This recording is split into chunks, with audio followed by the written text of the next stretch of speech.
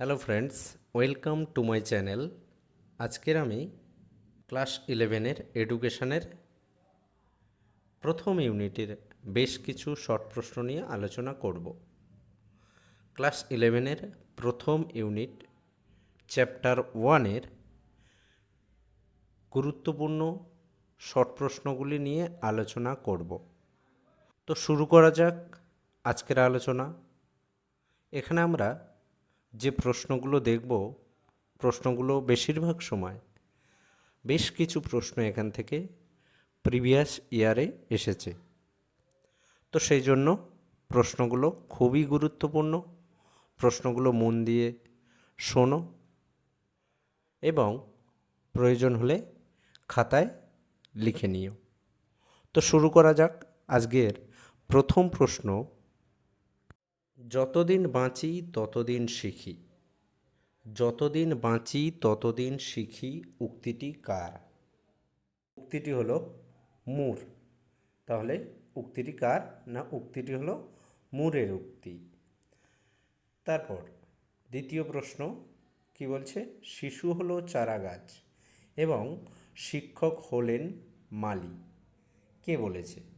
শিশু হলো চারাগাছ ও শিক্ষক হলেন মালি কথাটি কে বলেছে? উত্তর হবে ফ্রয়েবেল, অর্থাৎ ফ্রয়েবেল এই কথাটি বলেছে। আমরা জানি যে ফ্রয়েবেল হলো কিন্ডারগার্টেন যে স্কুল, অর্থাৎ যে স্কুলকে আমরা কেজি স্কুল বলছি, কিন্ডারগার্টেন স্কুল, এই স্কুলের প্রবক্তা হলেন ফ্রয়েবেল। তো ফ্রয়েবেলই এই শিশু শিক্ষার ক্ষেত্রে এই কথাটি বলেছে যে শিশু হলো চারাগাছ এবং শিক্ষক হলেন মালি। তারপর তৃতীয় প্রশ্ন কি বলছে?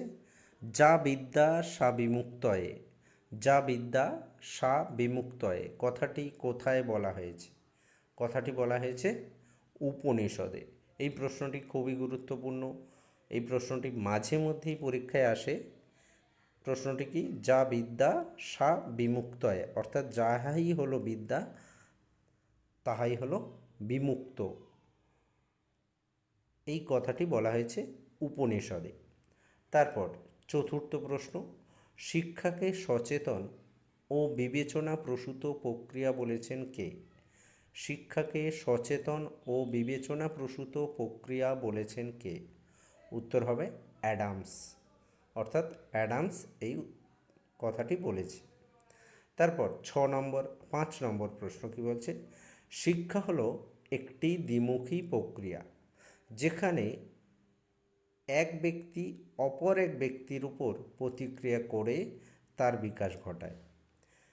শিক্ষা হলো একটি দ্বিমুখী প্রক্রিয়া যেখানে এক ব্যক্তি অপর এক ব্যক্তির উপর প্রতিক্রিয়া করে তার বিকাশ ঘটায় কথাটি কে বলেছে?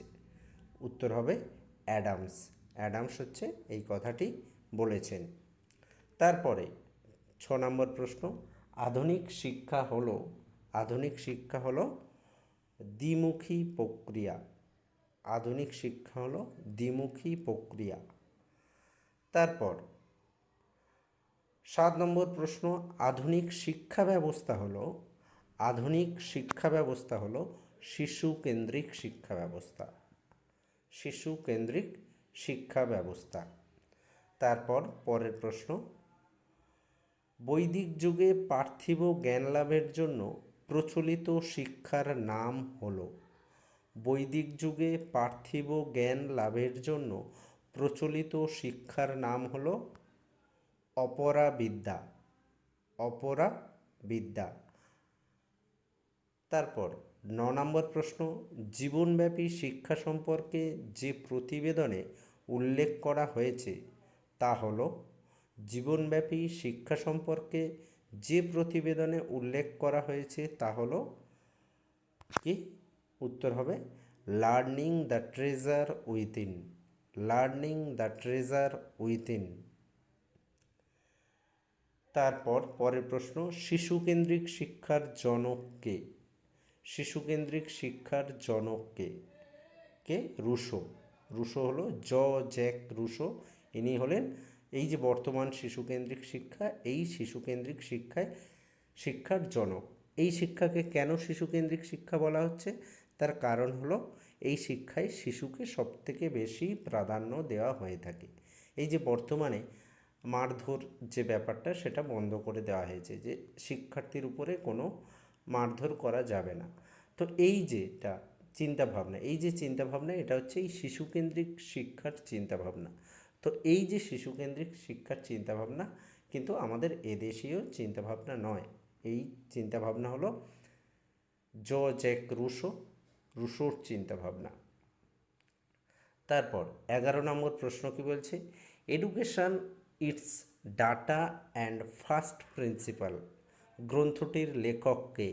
Education its data and first principle গ্রন্থটির লেখক হলেন পার্সি নান। তারপর 12 নম্বর প্রশ্ন, আধুনিক শিক্ষার জনককে না রুশো? এই যে একটু আগে বললাম যে বর্তমানে যে শিক্ষা ব্যবস্থা, শিশুকেন্দ্রিক শিক্ষা ব্যবস্থা, এই শিক্ষা ব্যবস্থার জনক হলেন রুশো। তারপর 13 নম্বর প্রশ্ন কি বলছে? শিক্ষা হলো একটি দ্বিমুখী প্রক্রিয়া। কথাটি কে বলেছেন? অ্যাডামস বলেছেন। শিক্ষা হলো একটি দ্বিমুখী প্রক্রিয়া, কথাটি বলেছে অ্যাডামস। এবং শিক্ষা হলো একটি ত্রিমুখী প্রক্রিয়া, এটা বলেছে জন ডিউই। অ্যাডামস হচ্ছে দ্বিমুখী প্রক্রিয়া আর ডিউই হচ্ছে ত্রিমুখী প্রক্রিয়া।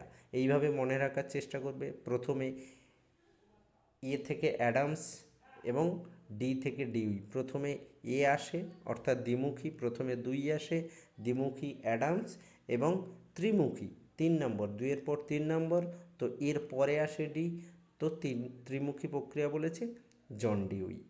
এইভাবে মনে রাখার চেষ্টা করবে। তারপর 14 নম্বর প্রশ্ন বলছে, প্রাচীন ভারতীয় শিক্ষা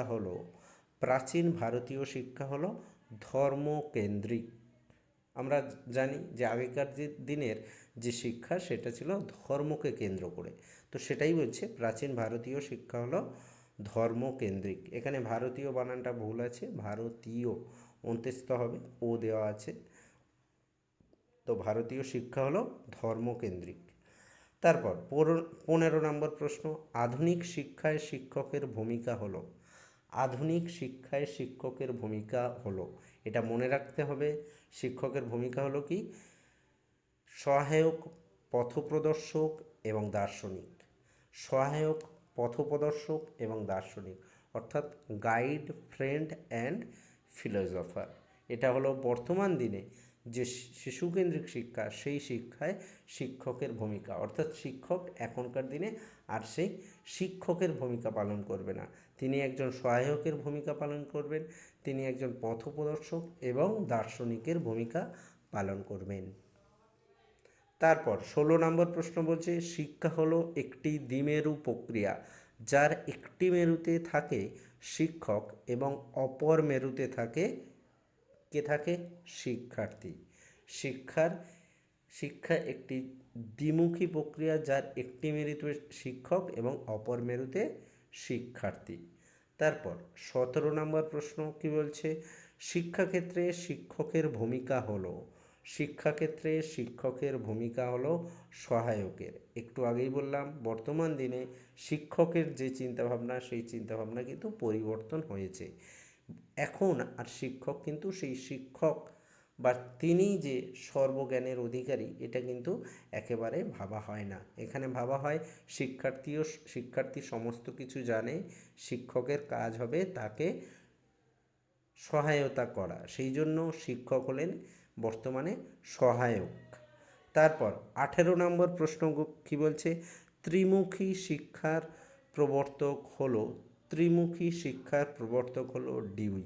একটু আগেই বললাম শিক্ষা হলো একটি দ্বিমেরু বিশিষ্ট প্রক্রিয়া, যার প্রবর্তক হলো অ্যাডামস, এবং শিক্ষা হলো একটি ত্রিমেরু প্রক্রিয়া, যার প্রবর্তক হলো ডিউই।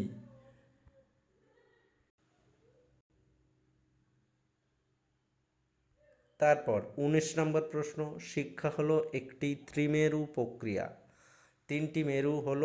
শিক্ষা হলো একটি ত্রিমেরু বিশিষ্ট প্রক্রিয়া। 3টি মেরু কী কী? শিক্ষক, শিক্ষার্থী এবং বিদ্যালয়।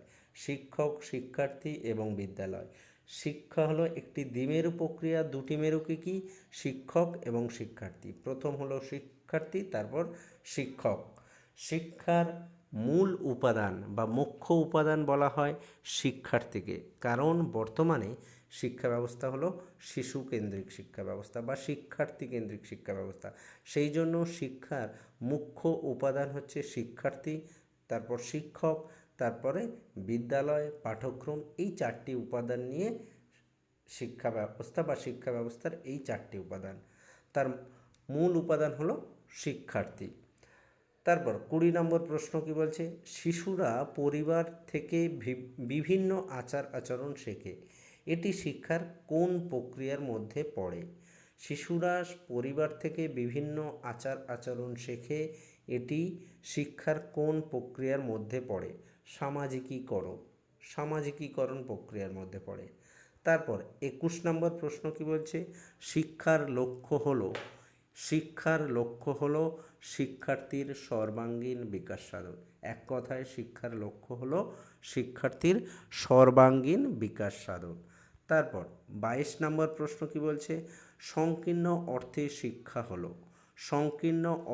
শিক্ষা হলো তাত্ত্বিক জ্ঞান আহরণ করা। এই চ্যাপ্টারে যে শিক্ষার লক্ষ্য সম্পর্কে ধারণা আছে, তো শিক্ষার লক্ষ্য হচ্ছে ব্যক্তিতান্ত্রিক লক্ষ্য আছে, সমাজতান্ত্রিক লক্ষ্য এবং জাতীয় লক্ষ্য। তো এবং শিক্ষার দুটি অর্থ আছে, একটা হলো সংকীর্ণ অর্থে শিক্ষা এবং আরেকটি হলো ব্যাপক অর্থে শিক্ষা। তো এই সংকীর্ণ অর্থে শিক্ষা হলো তাত্ত্বিক জ্ঞান আহরণ করা, অর্থাৎ আমরা পুঁথিকেন্দ্রিক যে শিক্ষা অর্জন করছি এই শিক্ষা হলো সংকীর্ণ অর্থে শিক্ষা। আমরা স্কুল কলেজে যে পুঁথিকেন্দ্রিক যে শিক্ষা অর্জন করছি এটি হলো সাধারণত সংকীর্ণ অর্থে শিক্ষা। তারপর 23 নম্বর প্রশ্ন, সংকীর্ণ অর্থে শিক্ষার বৈশিষ্ট্য হলো পরীক্ষা কেন্দ্রিক। সংকীর্ণ অর্থে শিক্ষার বেশ কিছু বৈশিষ্ট্য আছে, তার মধ্যে একটি হলো পরীক্ষা কেন্দ্রিক, অর্থাৎ আমাদের এই শিক্ষায় বছরের শেষে বা 6 মাস পরে সেমিস্টারের শেষে হচ্ছে পরীক্ষা দিতে হয়, সেটাই এটা বলা হয়েছে যে পরীক্ষা কেন্দ্রিক। তারপর 24 নম্বর প্রশ্ন, সংকীর্ণ অর্থে শিক্ষার প্রতিষ্ঠান হলো বিদ্যালয়। এই যে বিদ্যালয়ের মাধ্যমে আমরা শিক্ষা গ্রহণ করছি এটাই বলছে যে বিদ্যালয়। তারপরে শেষ এবং লাস্ট প্রশ্ন হচ্ছে, শিক্ষক হলেন জ্ঞানের আধার আর শিক্ষার্থী হলেন নিষ্ক্রিয় শ্রোতা। এটি শিক্ষার কোন অর্থ? এটি সংকীর্ণ অর্থ। আমরা দেখেই বুঝতে পারছি যে শিক্ষক হলেন জ্ঞানের আধার এবং শিক্ষার্থী হলেন নিষ্ক্রিয় শ্রোতা, একটি কোন অর্থ? সংকীর্ণ অর্থ। তো আজ এ পর্যন্তই। মোটামুটি আমরা এখানে 25টা শর্ট প্রশ্ন, প্রথম ইউনিটের 25টা শর্ট প্রশ্ন দেখলাম।